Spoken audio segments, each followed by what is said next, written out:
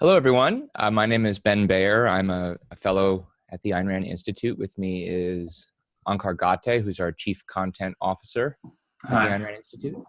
And we're trying out a new feature that we're going to run, hopefully fairly regularly, on New Ideal, which is a kind of forum where we discuss our work in progress, where we talk about articles we're working on. We ask questions of each other, kind of to give you a little bit of an idea of what the editorial process at New Ideal involves and some of the kinds of standards that we use. Onkar, did you want to say anything more about what we're trying to do with these? Yeah, and I think also, it's a little bit behind the scenes. People get a view, but also, as you know, when you write something, there's all kinds of things you've been thinking about the topic that don't make it into the piece. So this is also a way of getting some of that content out and for people to think about and to discuss that doesn't make it into the piece. Yeah, so I wanted to share a little bit of work that I've been doing on one of what we call our in-depth pieces as a category of articles that are longer than usual, longer than the other ones. We feature them on something like a quarterly basis, I think. Maybe it's a little bit more often than that. I'm working on an article about conspiracy theories and conspiracy theorists, and in particular, Ayn Rand's view of this phenomenon. So this is a topic that I got interested in originally, mostly I think because of my background in epistemology. And for a while, I've been interested in conspiracy theories as kind of examples of baseless, arbitrary reasoning, and because they're often exemplary in this respect. What people call conspiracy theories are these viewpoints that people have, and they come up all over the place in various areas of life, frequently in politics, that the events of the day are being manipulated by some kind of secret agents, hidden behind the scenes deals, manipulating things, trying to achieve some kind of hidden nefarious purpose. And characteristic of these viewpoints is that they're usually based on pretty flimsy or idiosyncratic evidence, usually some kind of event of the day that's difficult to understand and requires some kind of special explanation, they think. Often they're based not really on any evidence at all, but on the absence of evidence. And they're often revised dramatically to fit what would otherwise look like disconfirming evidence. I don't even like to call them conspiracy theories because that gives them too much credit. A theory is a sophisticated intellectual achievement in science, and in many ways, these are anti-theories. So I just like to call this phenomenon conspiracism. I don't even know if that's the best name for it, but I got more interested in this topic recently because conspiracism has really entered the mainstream in politics in the last decade or so. You really started to see it emerging with the 9/11 truthers, as they're called, in response to the September 11th attacks, then with the birthers, of which our current president was a prominent example. Trump's didn't restrict himself to birther conspiracy views. He also has had dozens of others when responding to critics in his current administration. And then there are, I think, there's conspiracism about Trump, about how he's involved in conspiracies of varying degrees involving Russians and so forth. And sometimes I've seen these viewpoints coming from people who are otherwise interested in Ayn Rand. And so that got me especially concerned and wondering, well, what did she have to say about this attitude? And I did remember that on occasion she expressed a kind of contempt for it. There's no single article where she diagnoses the phenomenon, but there are scattered references in various different articles on different topics. So I tried to dig these up and see if I could find certain kind of common themes running through them. And I am right now working on an article for New Ideal to that end. Yeah, I think this is an important topic.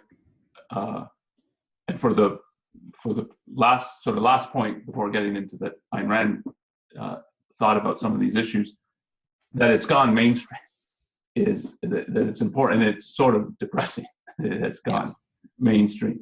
And you put it like this, and I'm wondering if you think about it like this, because this is how I think about it, that it's in objectivism, in the objectivist philosophy, there's a big point about the arbitrary.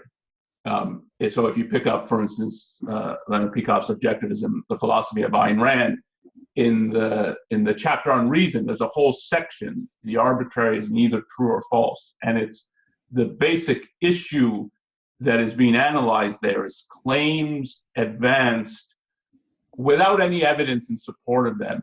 But you might even put it a little stronger.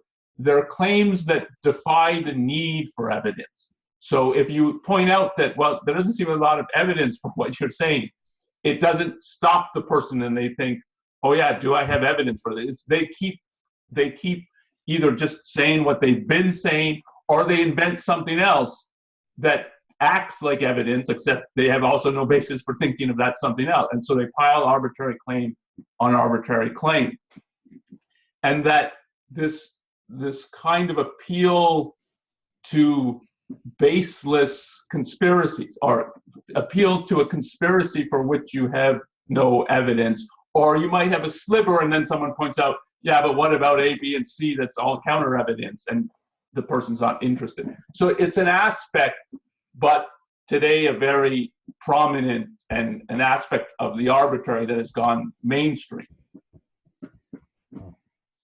I was just reading an anecdote that I thought really underscored the extent to which it's gone mainstream.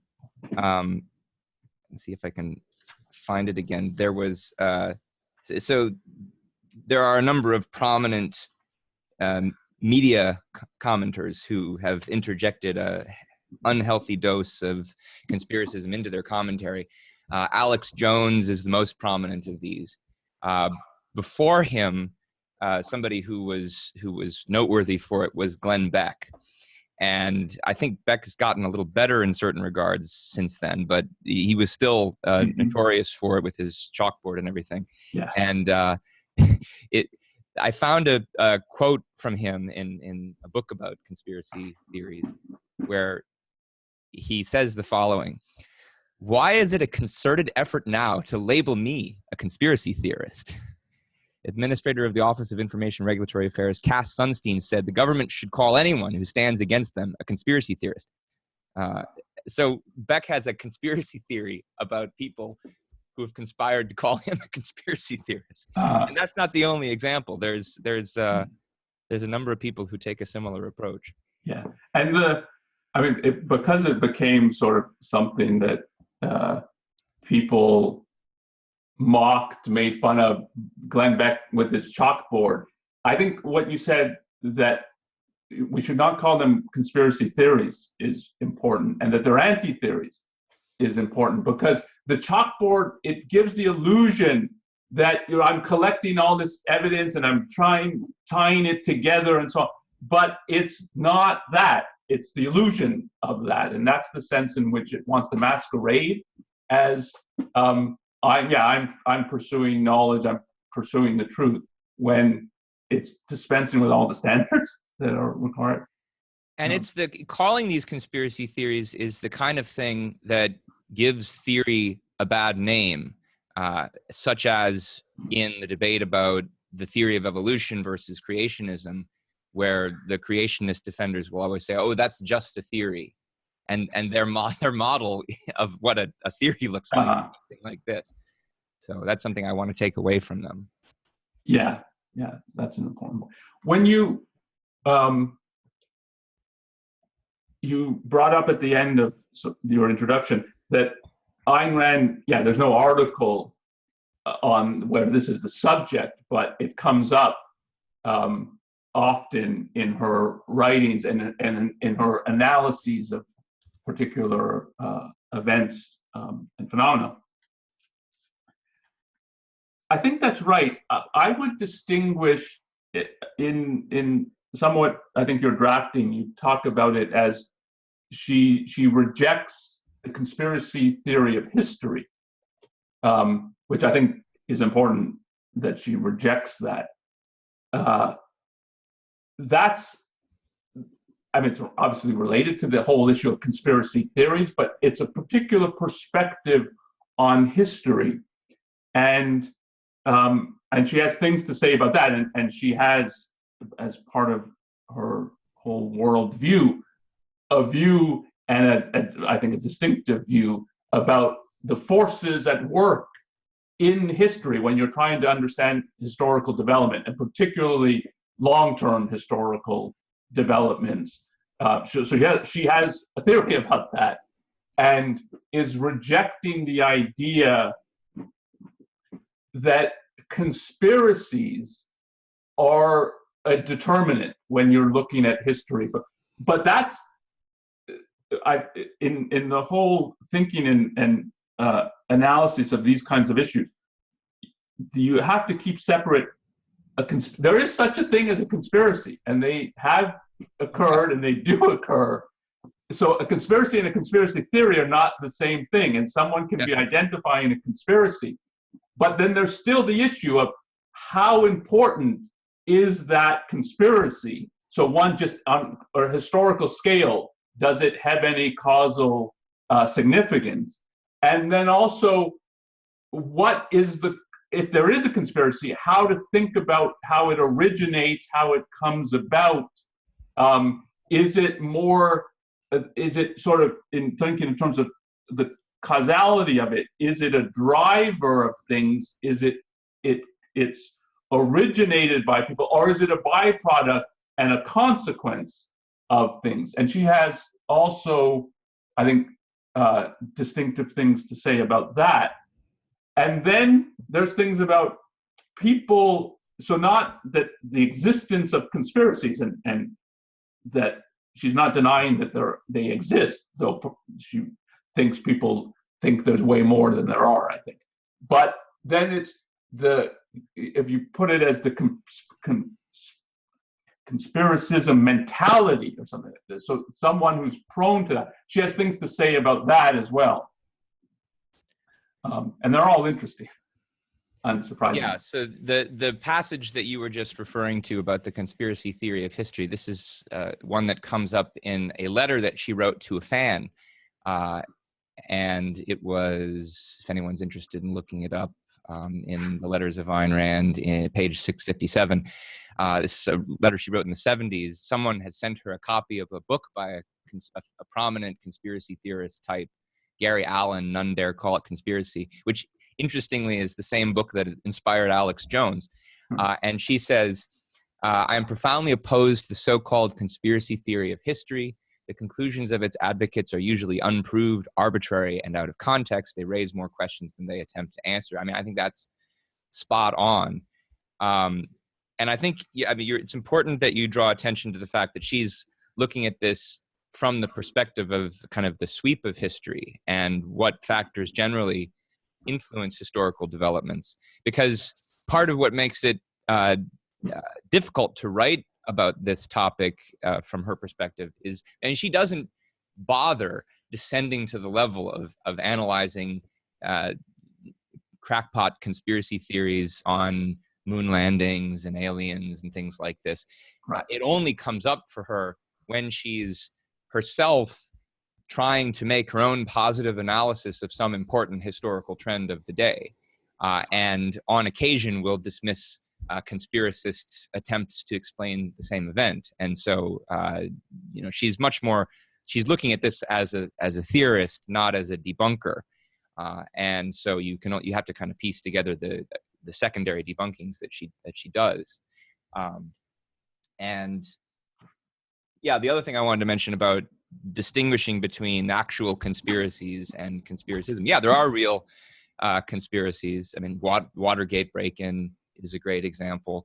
I've now found some evidence that there was a pronounced uptick in conspiracism in America after the Watergate affair, it kind of made it more plausible to people that these kinds of things could be happening. Though at the same time, very interestingly, the people who did the Watergate break-in, and that includes Nixon himself, were big-time conspiracy theorists. They were plotting this conspiracy because they thought other people were plotting things against them, and I don't think that's entirely an accident. Yeah, that's a whole separate conversation, right? And it's when you say she's debunking them, in sort of in a positive analysis of a particular event or trend or cultural phenomenon, and there's she will occasionally talk about, well, people think it's a conspiracy, and it's not, or it's not in the way that they think for these kinds of reasons, and there's that kind of debunking. Why do you think she's doing that? Because I think most of the time it's because there is some evidence, or you could look at certain pieces of evidence as there's a conspiracy going on. So it's not totally arbitrary, and she's not addressing the person who just is defying the need for evidence. It's rather someone might think, well, okay, I don't agree with that, but maybe there's something there to what they're saying because of this or that phenomenon. And it's in that context that I think she wants to say, no, you should look at that little piece of evidence as in a different light and in a different context, and it points to something else than that there's sort of people plotting behind the scenes. And I think part of the whole mentality of the conspiracist is they grant way more power to individual people and who have, from their perspective, some kind of nefarious motive, and it's way out of scale with what people can accomplish in a conspiracy. So even if someone is really plotting, there's very little they can accomplish. Like, it can't change the direction of a country by three people in a back room doing it. And that's sort of the context in which she's debunking these kinds of things, that this is just not the right way at all to look at the situation. Yeah, so there's at least a couple of different kinds of actual evidence that people will appeal to that she seems especially concerned to show is not necessarily evidence of a conspiracy. One is when all of the major figures or all of the different political parties, major sides of some divide, seem to be converging on some conclusion or on some kind of policy. And someone could say, who is it that's orchestrating these different forces together? And it's in that kind of case where she's usually going to say, well, it's not because of some hidden agenda. It's because there are ideas that these people accept openly. And they're usually moral, philosophical ideas. And the simplest explanation, the most likely explanation, is that they are acting on the theories that they actually advocate. You see a lot of this in her analysis of various political trends in the 60s and the 70s, and the ways in which, both the Republicans and the Democrats, for instance, are in favor of antitrust because they both accept the moral philosophy of altruism. And there are other examples of that. The other major kind of evidence, I think, is cases in which the political players in question are invoking these ideas that everybody agrees with, but there's an air of rationalization to it, that if they thought these ideas were really good, then they would maybe change their practice when they find that these ideas don't work, but they don't, they double down. And so that's the kind of thing that makes people think, oh, there's something secret behind the scenes where these ideas are just a rationalization for what they're doing. And there again, she agrees that actually they are a kind of rationalization, but that doesn't mean that there's some kind of secret agenda. In one particular place, several places, she suggests that the rationalizations serve to hide the players' motivation from themselves and not from the public. So it's not like they secretly want to make money and they're manipulating things so that they can do that. It's that they want to convince themselves that they're doing the right thing, but that there is some other nefarious motive underneath that they don't want to acknowledge to themselves. And I think both of those relate to something that you mentioned about how she thinks that these conspiracist viewpoints are overestimating the power of individuals. And yeah, definitely. I mean, this is of a piece with her whole view that evil is impotent and gains power only from the sanction of the victim.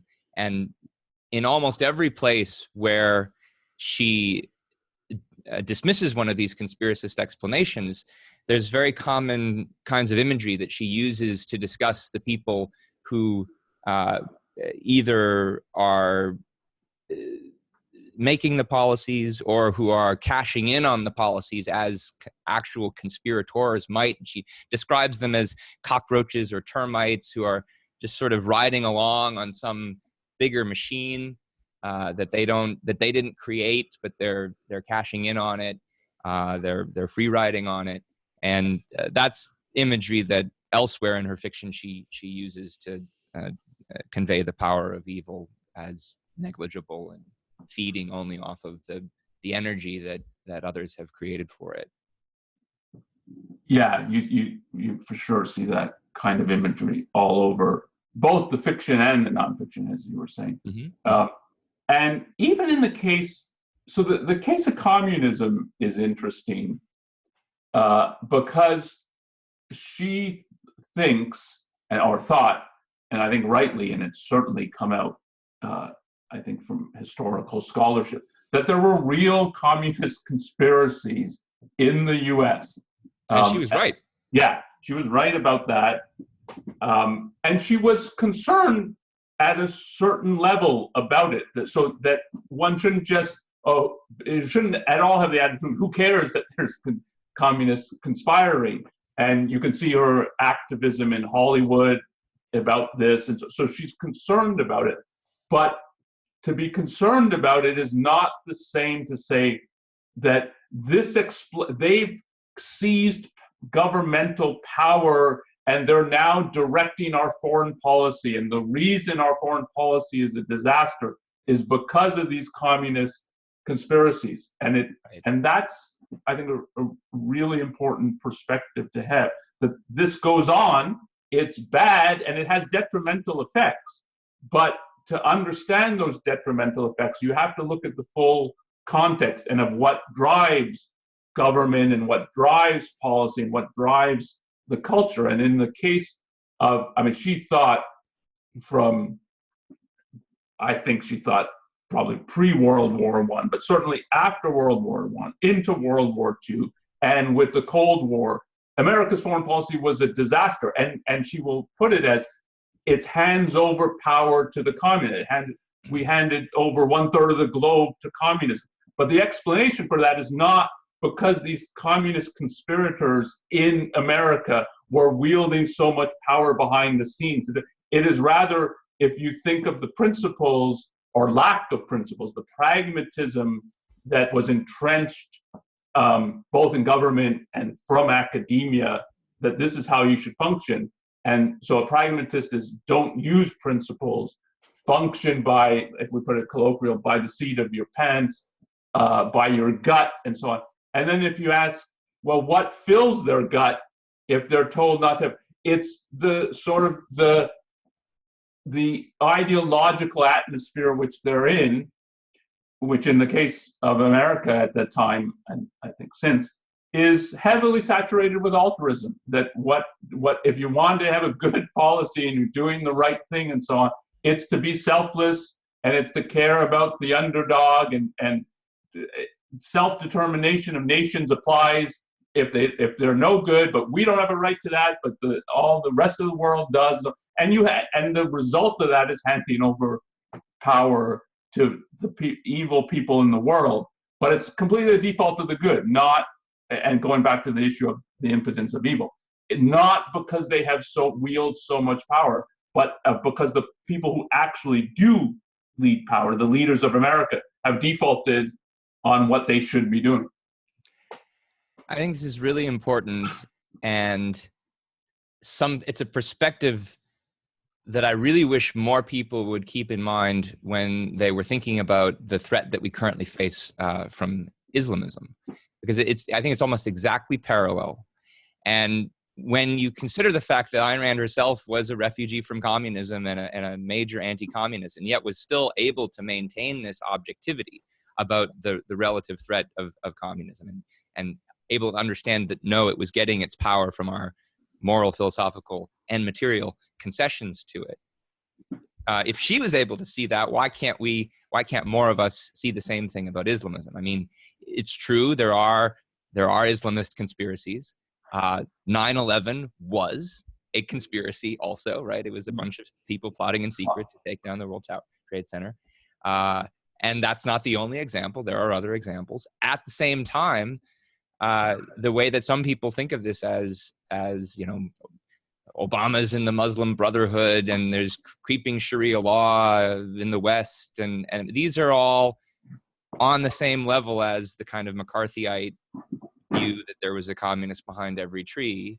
And it definitely gives too much power. It assigns and attributes too much power to these operatives who are termites and cockroaches by her standards. I mean, most of them can't manage to drive a truck into a crowd straight. They're completely impotent. They're on occasion they pull off a big stunt, and it's awful, and we have to guard against it. But it's most of the power that they wield is also power that we assign to them, either through our moral deference,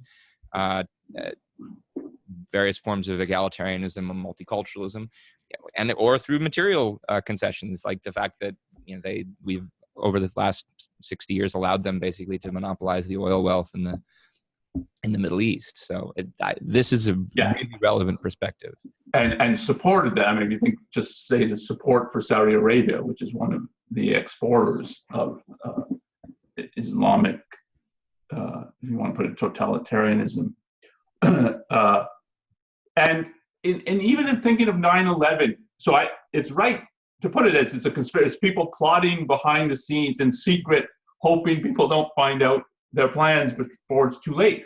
But even there, if you zoom out a little bit, it's not just that. So it's not like bin Laden didn't declare that he hates America. And it's not like they didn't try, even if putting it at such a concrete level, toppling the Twin Towers. They tried before with a bomb. Right. And then they issue statements saying this is why we're doing it.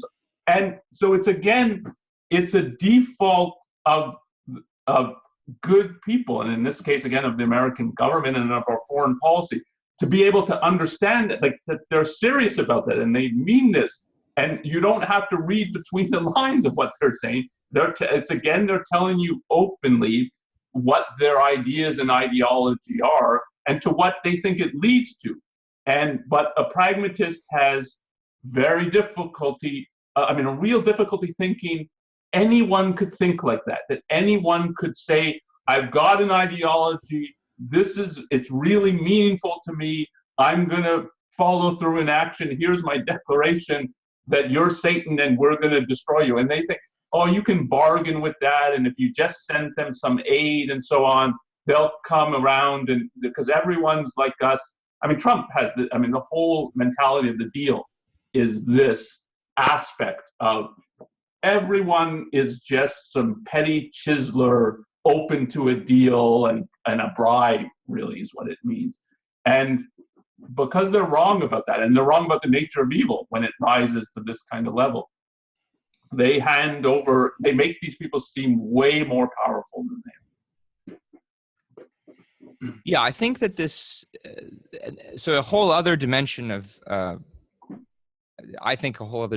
Rand's analysis of this phenomenon is not so much of the viewpoints, but of the mentality that goes into them. And she had a lot of interesting things to say in the 70s, in particular, about this, and it connects to her whole viewpoint of the anti-conceptual mentality, which relates to what you were just discussing about the pragmatists who don't understand how other people could operate by ideas. In part, it's because they don't operate by them themselves, and there's a connection also to a topic that we are going to be exploring in greater depth here soon, in some pieces that are coming out, New Ideal, and in this conference that we're going to be having, which is the connection to tribalism. There's the same kind of anti-conceptual mentality that goes into this conspiracist mindset, also goes into people's the increasing tendency to cluster together into little tribes that are not associated with any kind of big ideological viewpoint, but instead a personality or a racial or ethnic identity. There's a book that I've been reading, this American Conspiracy Theories by Uzinski and Parent, and they've done some very interesting research that shows that you need to hold it a little closer to the camera if you want. I couldn't read it. So. Yeah, so it's they've done some interesting research that shows that, contrary to many people's perspective, it's not the case that conspiracism is a special privilege of any one side of the political spectrum or any kind of level of education or even economic class. It's really across the board. And yet the people who are prone to it are the one they do only pick conspiracy theories that are favorable to whichever political camp they happen to be in. And so, for example, the people who are into birtherism were not likely to be into trutherism, and vice versa. So there's a way in which it's one of many different forms of knee-jerk diversionary tactics that members of political tribes use to divert the conversation, is to have a conspiracy theory about the other tribe. And then interestingly, they all often think that the other people are the ones who are the conspiracy theorists. And there's one of the articles that Rand wrote called Selfishness Without a Self. Here she analyzes a particular variation of the anti-conceptual mentality that she calls the tribal lone wolf. And at first it sounds like that's a kind of a misnomer. How can you be both tribal and somebody who wants to get together in a group, but also a lone wolf? But the way she explains it is there's a certain type of mentality who would really like to join a group, but they've been kicked out or they can't find one they can join. And she says that they are prone to view the world as a conspiracy of people and things against them. And this is often, when you think about the kind of stereotype of what conspiracy theorists or conspiracists look like, it's, a lone guy sitting in his basement and everybody's out to get him. And it's again because, in her view, that they don't have the perspective that there are big ideas operating in the world. It's not that everybody is out to get them or the tribe they would like to belong to. Yeah, I mean, I've written a little bit about how I think I put it as anti-intellectual. She puts it as anti-conceptual mentality is loose in our political world. I think you can't understand the Trump phenomenon without understanding that, and it's sort of the end point of pragmatism in a way, I think. So pragmatism is funny because when it first comes on the scene, it's very intellectual, and pragmatists are philosophers, and they're even in a certain way system built. Like a Dewey is interested in a whole system of philosophy, or is systematic in a way in approaching philosophical issues. But the whole point of it is that abstract ideas, they're not really principles, they're not generalizations that allow you to grasp causal factors in the world, and in that sense are universal and timeless. So you pick them up if you, so they have a very kind of instrumental view of ideas that I think is completely wrong. But the consequence is to make people less and less interested in ideas and less thinking of them as they're important. And then it's the question of how do you explain things? And how do you explain human actions, human trends, cultural trends, and history if these things, if ideas, and particularly abstract ideas, are not what's driving and what's causally at work and important? And then you're left with men. And they don't explain everything, so then you invent, I think. You invent all kinds of conspiracies. There's the unseen that is driving things. And you will see her in several places, in two places in particular, emphasizing or rather dismissing the conspiracist mindset in the very places where she is most famously celebrating the role of ideas in history. One is in For the New Intellectual. Mm-hmm. There's a passage. I mean, the whole essay is, of course, about the role of ideas in history. It's the kind of locus classicus for her view on this. And she says, if America perishes, it's not going to be because of a diabolical conspiracy. It's going to be because our ideas have left the country open for these parasites and termites to destroy it. What conspirators among them there may be. And the other is in Philosophy Who Needs It, which is her most famous defense of each person's need for philosophy. And when she's talking to the cadets at West Point, she says that politics is not the cause, but the last consequence of philosophical ideas. It's not a communist conspiracy, though some communists may be involved. As maggots, there it is again, cashing in on a disaster they have no power to originate. Yeah, and it's a very important perspective, and it's a strange perspective in this sense that she thinks the causes are in the open. So it's not this digging, trying to get behind the scenes, what is going on that in the back rooms. The cause of history, she thinks, is ideas, and particularly philosophical ideas. So and they're in the open. It's people, the sort of actors at a historical level are in the open, and they express their ideas, and you don't have to read between the lines. And yet it nevertheless is extremely difficult to identify. So it's in the open, but to be able to understand what these abstract ideas really mean, so to understand what they're saying, not to read between the lines, but to understand this is what the theory is, and this is what it really means, and this is what it will do to the human life if put into practice, is very difficult to understand. But to understand it, you need to understand these abstract ideas, not try to find out what's happening in some back room with three people.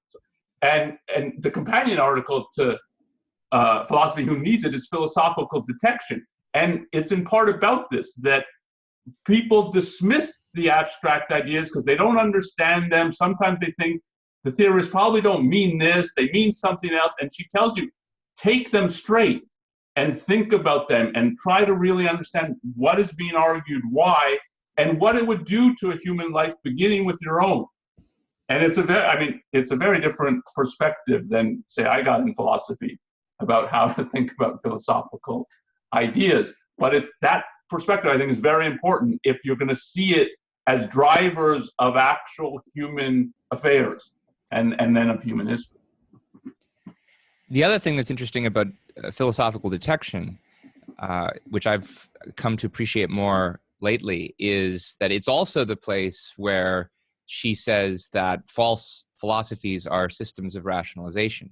And so part of what she's doing there for each of the different ideas that she surveys is what it means to take it straight, but then why would somebody want you to take it straight, and why do they want to take it straight? What kind of psychological issues are motivating that? And that, I think, also gets to the issue of how these ideas are rationalizations that help people hide from themselves some other motive, which can explain some of the appearance that there's a conspiracy involved in people who invoke them. And that's an area of her thought that I'm still myself trying to grapple with and understand. I think it's profound. We had a session after Ocon this year, which unfortunately you weren't able to make it to, about the relationship between the role of philosophy and psychology in history. Leonard Peikoff has a very interesting article that he wrote about this in the 80s. And it definitely worth more exploration, I think. That's a very important topic, and it's in philosophy. I mean, for the new intellectual as well, that dual perspective is really important in thinking about historical trends. And it's not. You brought this up earlier as well in terms of thinking of it as rationalizations and hiding the full motivation from themselves as well. It's important to get that. She's not thinking of that in the conventional terms of they are sort of, they have good intentions or pretending that they have good intentions, but there's really some kind of evil lurking in the background. The rationalizations themselves, she thinks that the theories and so on are evil, even taken straight. But they're also rationalizations for some, and that's a very interesting and very distinctive, I think, again. So it's not that she doesn't think altruism is a good intention, but right. Unfortunately, people don't actually work for the good of others and so on. She thinks it, in theory, it's really bad and evil, and if you just take it straight of what it's saying. But then you have to also understand what it does in terms of enabling rationalizations. I think she calls it, altruism is the greatest enabler of rationalization. And it's a very unique perspective, I think, and it rewards a lot of thought. Well, I didn't have any other major issues I wanted to raise. Did you have any? I was just going to ask if there was. That seems like a good ending point of the discussion. Okay. Well, hopefully my article on this will be out sometime in the next month, and you can explore more. In the meantime, though, maybe check out some of the articles by Rand that we were just discussing, and stay tuned for more of these discussions we have among the New Ideal editors. Thanks, Ben, and thanks, everyone. Bye-bye.